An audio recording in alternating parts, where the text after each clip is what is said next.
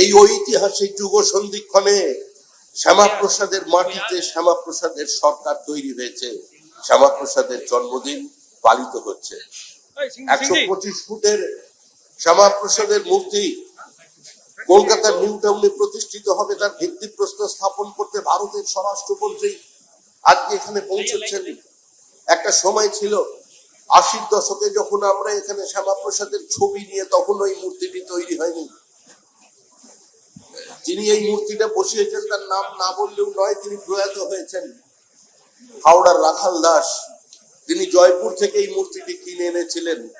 তারই উদ্যোগে এই মূর্তি প্রতিষ্ঠিত হয়। এই মূর্তিটা এখানে লাগানোর জন্য প্রবল উত্তেজনা তৈরি হয়েছিল।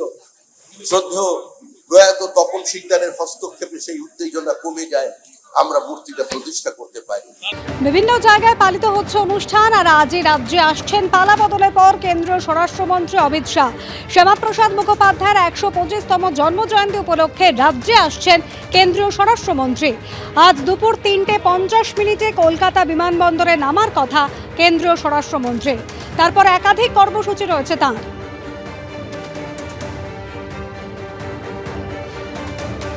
ভবানীপুরের শ্যামাপ্রসাদ মুখোপাধ্যায়ের বাড়িতে যাবেন কেন্দ্রীয় স্বরাষ্ট্রমন্ত্রী। ইকো পার্কে যাবেন, মূর্তির ভিত্তিপ্রস্তর স্থাপনও করবেন কেন্দ্রীয় স্বরাষ্ট্রমন্ত্রী অমিত শাহ।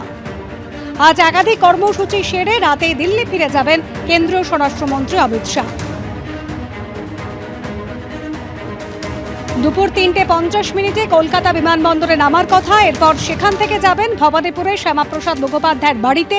এরপর ইকো পার্কে যাবেন কেন্দ্রীয় স্বরাষ্ট্রমন্ত্রী অমিত শাহ। সেখানে শ্যামাপ্রসাদ মুখোপাধ্যায়ের মূর্তির ভিত্তিপ্রস্তর স্থাপন করবেন কেন্দ্রীয় স্বরাষ্ট্রমন্ত্রী। এরপর যোগ দেবেন মিলন মেলা প্রাঙ্গণে আয়োজিত শ্যামাপ্রসাদ মুখোপাধ্যায়ের জন্মজয়ন্তী উদযাপন অনুষ্ঠানে। আর এরপর আজ রাতেই অনুষ্ঠান শেষ করে দিল্লি ফিরে যাবেন কেন্দ্রীয় স্বরাষ্ট্রমন্ত্রী।